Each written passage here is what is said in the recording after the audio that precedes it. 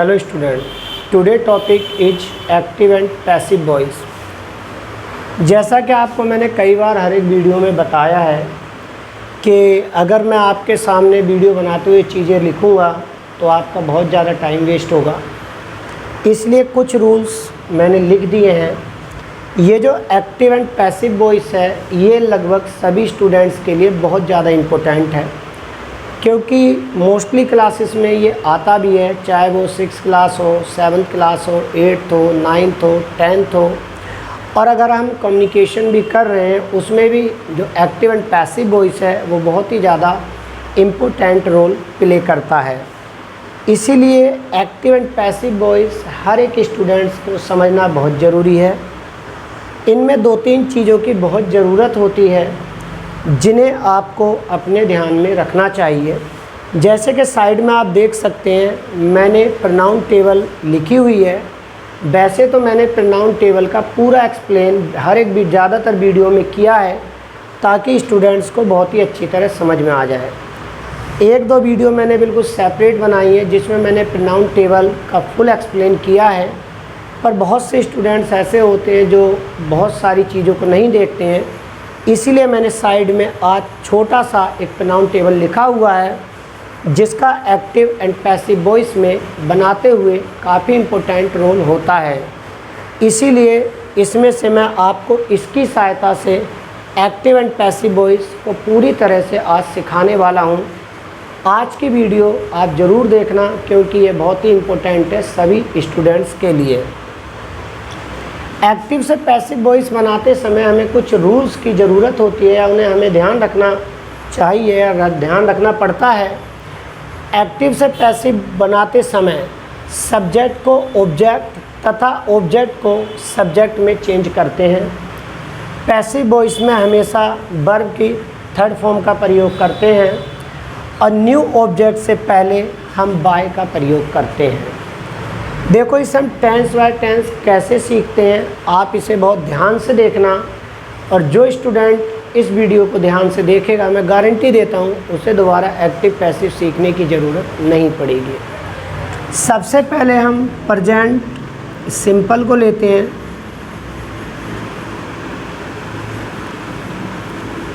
Active से passive बनाते समय आपको प्रेजेंट सिंपल का रूल भी याद होना चाहिए, क्योंकि जब तक आपको रूल याद नहीं होगा प्रेजेंट सिंपल का तब तक आप पैसिव वॉइस नहीं सीख सकते हैं।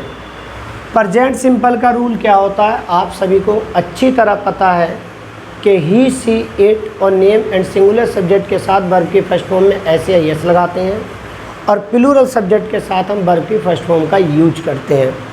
इसलिए प्रेजेंट सिंपल में अगर हम पैसिव में चेंज करते हैं तो उसका क्या रूल होता है ये देखिए आप। इसमें टेंस के अनुसार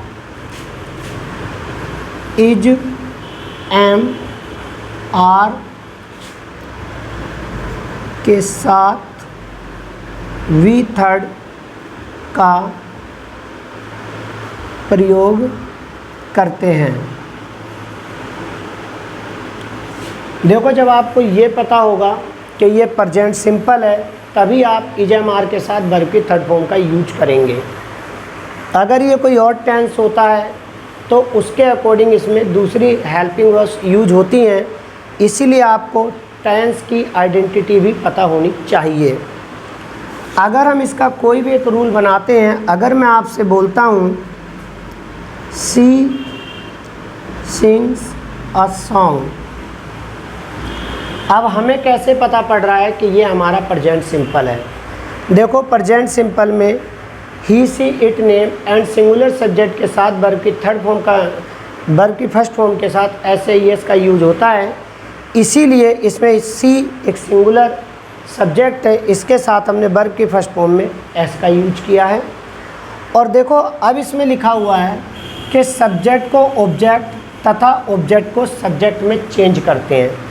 इसमें सब्जेक्ट ये है और इसमें ऑब्जेक्ट ये है, तो आपको क्या करना होगा कि ये ऑब्जेक्ट जो है इसे इधर उठाकर आप सब्जेक्ट बना देंगे। हमने यहाँ पर लिख दिया ए सॉन्ग, फिर इसमें लिखा है, इसमें टेंस के अनुसार इज एम आर के साथ वर्ब की थर्ड फॉर्म का प्रयोग करते हैं।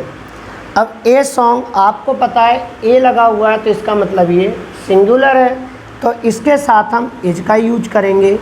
ए सॉन्ग इज, फिर इसमें लिखा हुआ है कि पैसिव वॉइस में हमेशा वर्ब की थर्ड फॉर्म का प्रयोग किया जाता है। सिंग की थर्ड फॉर्म होती है संग। फिर इसमें लिखा है कि न्यू ऑब्जेक्ट से पहले बाय का प्रयोग करते हैं। हमने यहाँ पर बाय लिख दिया और हमारा जो सब्जेक्ट है वो सी है और सी का ऑब्जेक्ट होता है हर। आप यहाँ पर भी देख सकते हैं, ये हमने प्रोनाउन टेबल लिखी हुई है, सी और सी का जो ऑब्जेक्ट है वो हर होता है। ये आपका जो पैसिव वॉइस है ये उसका अफर्मेटिव सेंटेंस है। अगर आप इसी तरह से इसके दूसरे सेंटेंस बनाते हैं, जैसे अगर हमें इसका ही एक नेगेटिव सेंटेंस बनाना है तो देखिए आप इसे कैसे करेंगे। अगर सपोज करो कि हमें इस सेंटेंस को नेगेटिव बनाना है और मैं इसका कर देता हूँ सी डज नॉट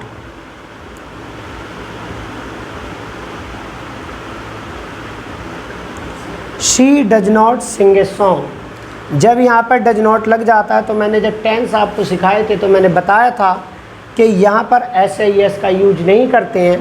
अब आपको अच्छी तरह पता है कि इसमें हेल्पिंग वर्ड डज है, हमने डज के साथ नॉट लगाया है, लेकिन आप पैसिव वॉइस बना रहे हो उसमें जो आपकी हेल्पिंग वर्ब है वो इज आएगी तो आप इज के साथ नॉट लगाओगे।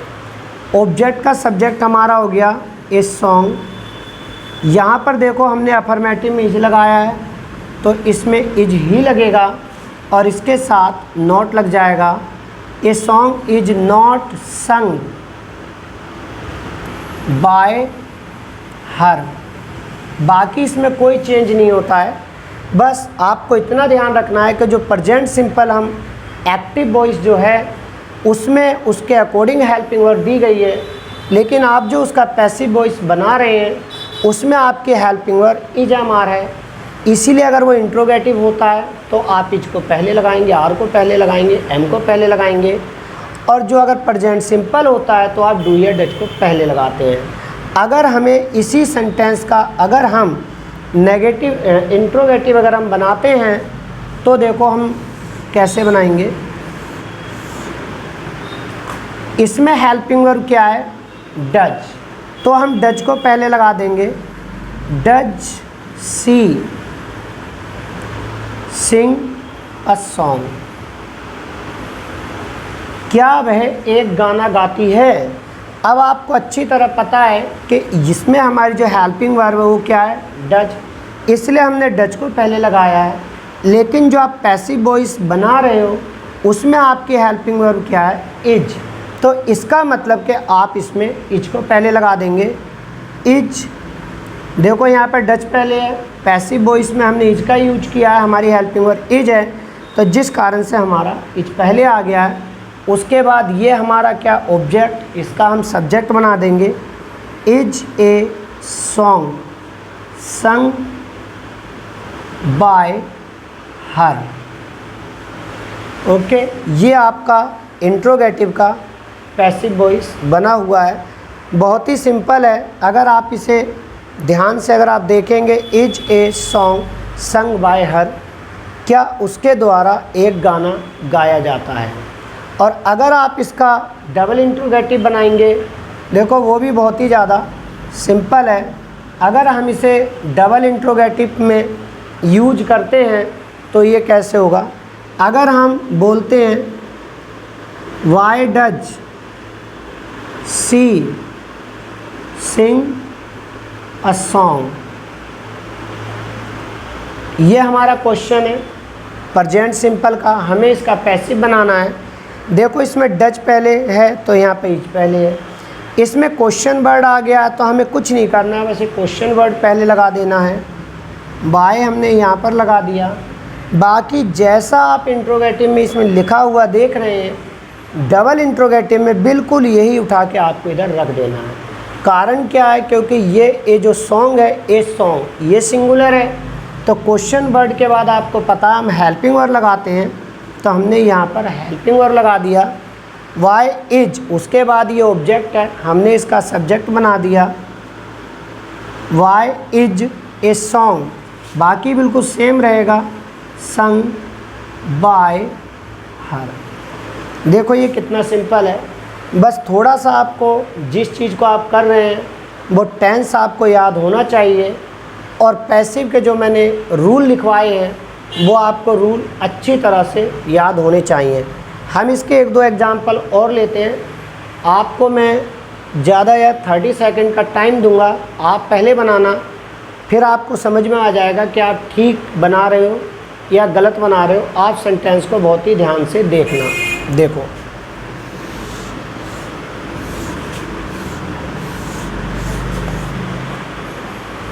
ये एक क्वेश्चन है, you do not call him. आपको इसका पैसिव वॉइस बना के देखना है कि आप इसका पैसिव वॉइस कैसे बनाएंगे। आप इस सेंटेंस को देखो, you do not call him, आप उसे नहीं बुलाते हैं। इसमें सब्जेक्ट आपका ये है, ये आपके हेल्पिंग वर्ब है, ये आपकी मेन वर्ब है, ये आपका ऑब्जेक्ट है। इसमें लिखा हुआ है सब्जेक्ट को ऑब्जेक्ट, और ऑब्जेक्ट को हम सब्जेक्ट में चेंज करते हैं। हमारा ये हिम ऑब्जेक्ट है, आप इस टेबल में देख सकते हो, ये हिम है, और इसका सब्जेक्ट क्या है, ये जो सब्जेक्ट है हिम, इसका ऑब्जेक्ट है, इसका सब्जेक्ट क्या है, ही। तो हमने यहाँ पर ही का यूज कर दिया। अब आपको मैंने बताया था ये प्रेजेंट सिंपल है, लेकिन जो आप पैसिव बना रहे हो उसमें आपकी जो हेल्पिंग वर्ब है वो इज एम आर है। तो यहाँ पर जो ये सब्जेक्ट बना है, हमारा ऑब्जेक्ट का सब्जेक्ट वो ही बना है, ही के साथ इज आता है। ही इज नॉट, नॉट ऐसे ही लगा रहेगा जैसा ये ऊपर वाले सेंटेंस में है। He is not called by, you का ऑब्जेक्ट यू ही होता है। ये देखो यू लिखा हुआ है और ये यू का ऑब्जेक्ट है, तो यू का ऑब्जेक्ट यू ही होगा। You, he is not called by you. इस तरह से हम इसका पैसिव वॉइस बनाएंगे। अगर मैं आपसे बोलता हूँ डज शी मीट यू, क्या वह आपसे मिलती है, अगर आप इसका पैसिव बनाएंगे तो आप क्या बनाएंगे। इसमें हेल्पिंग वर्ड डज है क्योंकि ये प्रेजेंट सिंपल है और सिंगुलर सब्जेक्ट से पहले डज ही आता है। लेकिन जब आप पैसिव बना रहे हैं उसमें आपका जो सब्जेक्ट है यू, और यू का ऑब्जेक्ट और यू का जो सब्जेक्ट जो है वो यू है, यू का ऑब्जेक्ट भी यू है।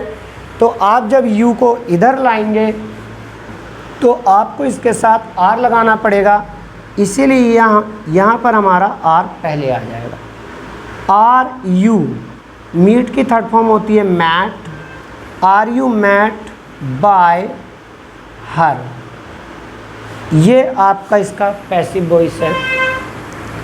आप इसकी प्रैक्टिस रेगुलर करो, आपको ये अच्छी तरह बनाने आ जाएंगे। जब हमारी एक्सरसाइज पूरी होगी उसके बाद मैं आपको इसकी एक्सरसाइज भी करने के लिए दूंगा।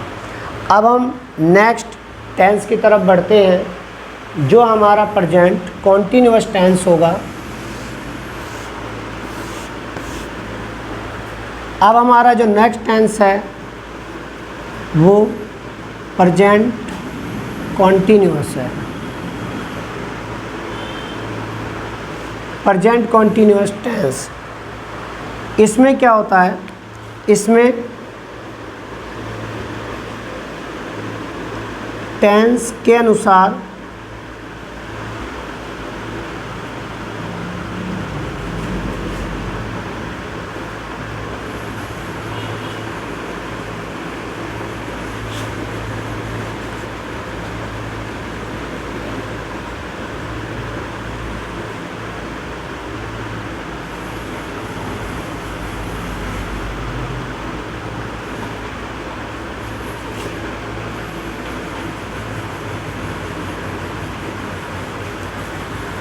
इसमें टेंस के अनुसार इजएमआर के साथ बीइंग तथा बी थर्ड का प्रयोग करते हैं।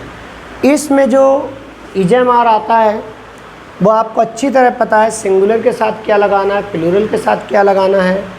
और जो ये बीइंग है ये वर्ब की फर्स्ट फॉर्म में जो आईएनजी आती है उसकी वजह से यहाँ पर हम बीइंग का यूज करते हैं। अगर मैं आपसे कहता हूँ he is doing his work,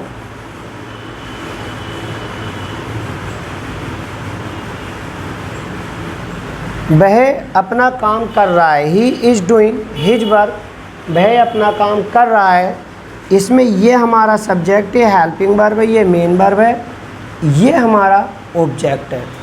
इस चीज़ को ध्यान रखना कि पॉजेसिव केस है, आप यहाँ पे देख सकते हो।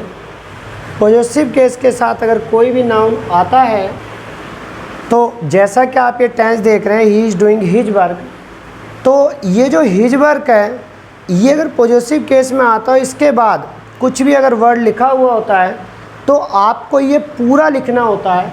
ऐसा नहीं कि आप हिज का ही कर दोगे। ये मैं आपको एक नेक्स्ट सेंटेंस में ही बताने वाला हूँ कि आप इसे कैसे चेंज करेंगे। अब पहले तो आप इस सेंटेंस को देखिए कि इसका पैसिव वॉइस कैसे बनता है। हिज वर्क हमारा इधर आ गया, ये हमारा जो हिज वर्क है ये एक सिंगुलर सब्जेक्ट है, इसलिए हमने इसमें इज लगाया। His work is being done by him. देखो ये हमारा ऑब्जेक्ट था हिज वर्क, हमने इसका सब्जेक्ट बनाया, ये सिंगुलर है इसलिए हमने इसके साथ इज लगा दिया। फिर हमने बीइंग लगाया, लिखा हुआ है इसमें टेंस के अनुसार इजएमआर के साथ बीइंग तथा बी थर्ड का यूज करते हैं। डन पैसिव वॉइस में हमेशा वर्ब की थर्ड फॉर्म का यूज होता है। न्यू ऑब्जेक्ट से पहले हम बाय लगाते हैं, ये इसमें लिखा हुआ है।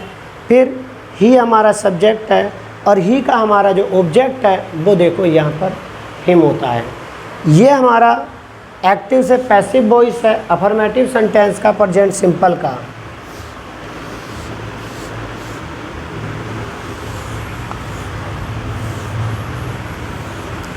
इसके 2-3 एग्जाम्पल और दिखाता हूँ मैं आपको। अगर मैं आपसे कहता हूँ यू आर कॉलिंग हिम,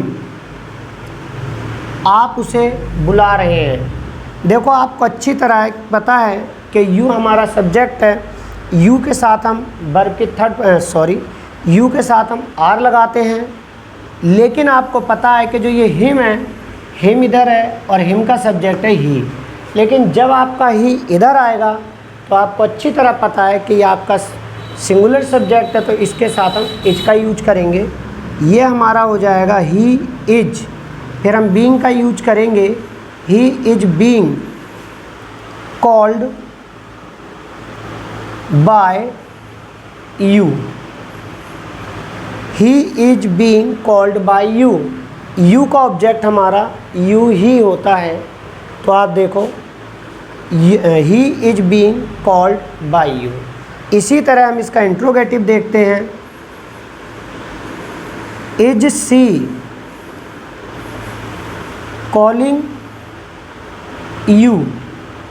अब आप देख सकते हैं कि सी जो हमारा सिंगुलर सब्जेक्ट है, इससे पहले हम नीचे लगाया क्योंकि सिंगुलर सब्जेक्ट के साथ हमारा इज का ही यूज हम करते हैं।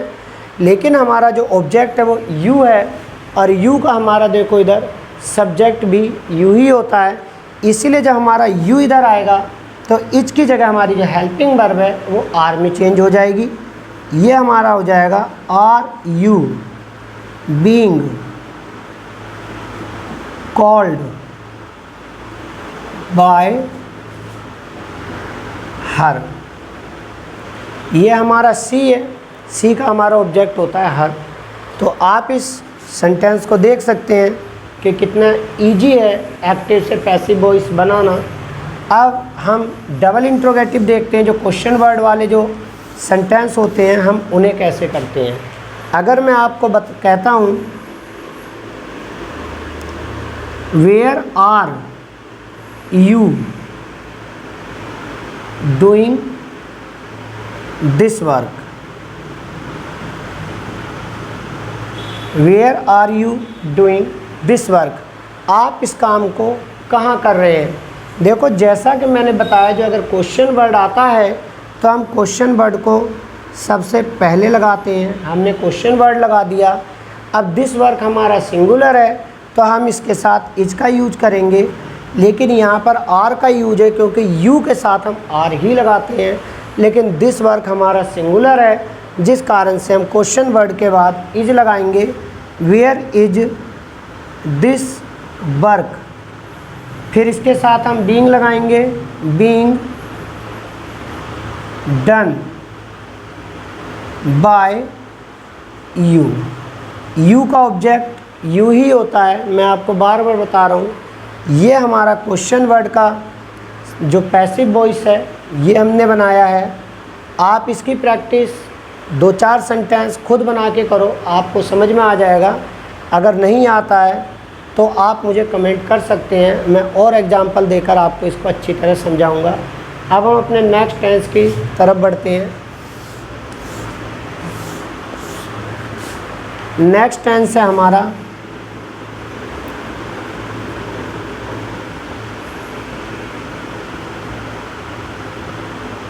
Present perfect. प्रेजेंट परफेक्ट में हम क्या करते हैं, इसमें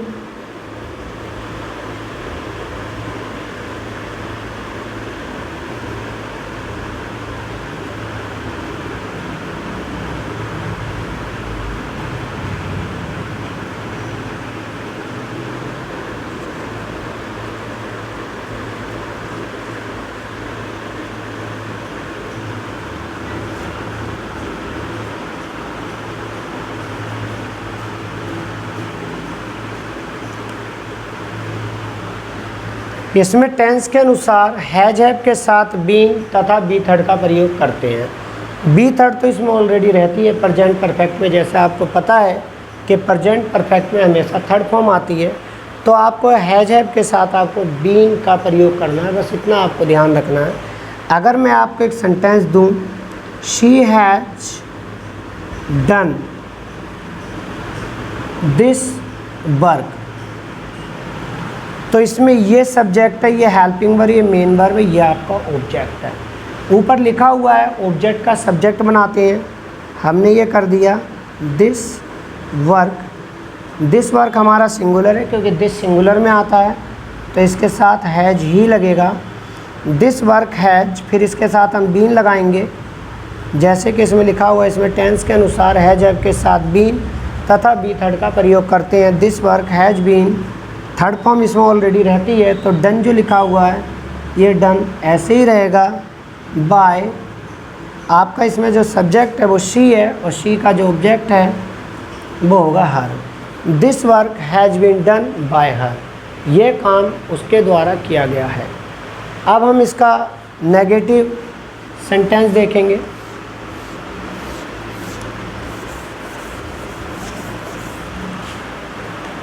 अगर आप इसका नेगेटिव सेंटेंस करते हो, आई हैव नॉट,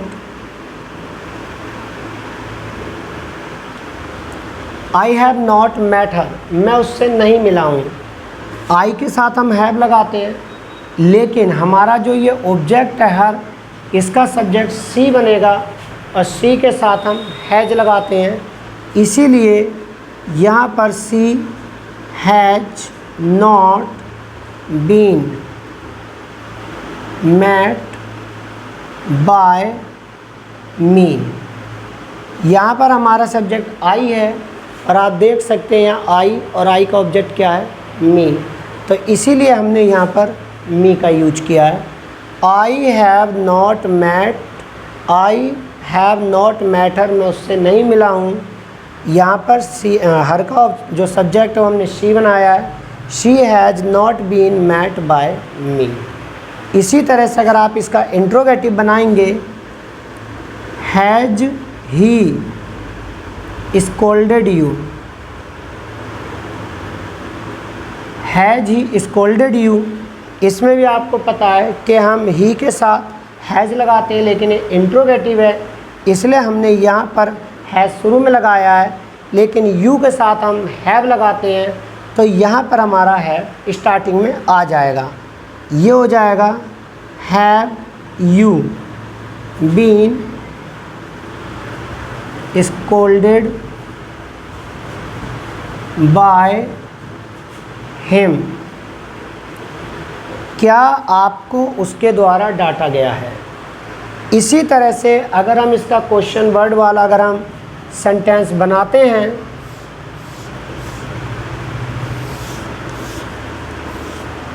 तो देखो कैसे बनेगा। अगर मैं बोलता हूँ व्हेन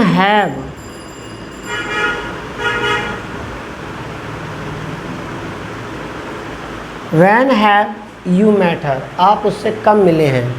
यहाँ पर ये क्वेश्चन वर्ड है। सबसे पहले आपको एक चीज़ ध्यान रखना है, क्वेश्चन वर्ड हमेशा पहले ही आएगा, चाहे आप एक्टिव वॉइस बनाओ या आप पैसिव वॉइस बनाओ।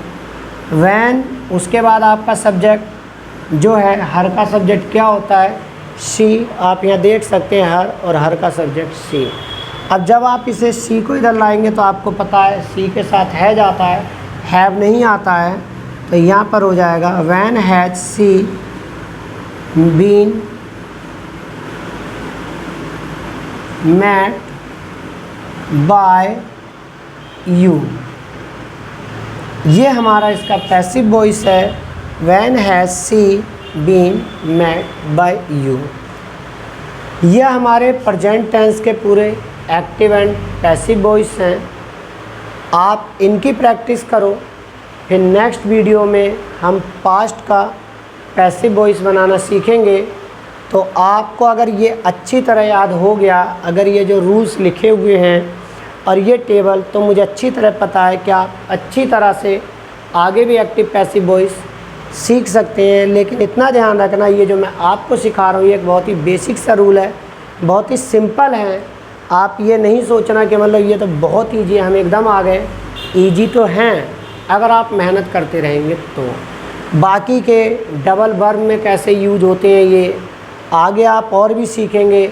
कुछ tough active and passive voice जो आपको जो कॉम्पिटिटिव एग्ज़ाम्स होते हैं जो उनमें पूछे जाते हैं। लेकिन अगर आपको ये अच्छी तरह क्लियर हो गए, आप उन्हें तभी कर सकते हैं, नहीं तो बहुत इम्पॉसिबल होगा। ओके, आप इन चीज़ों को अच्छी तरह कर लेना। अगर आपने हमारा चैनल सब्सक्राइब किया है तो अच्छी बात, अगर आपने नहीं किया, फर्स्ट टाइम अगर हमारी वीडियो देख रहे हैं तो द ग्रेट एकेडमी को सब्सक्राइब कर लें और अपने दोस्तों को भी इसके बारे में बताएं। Thank you for watching this video.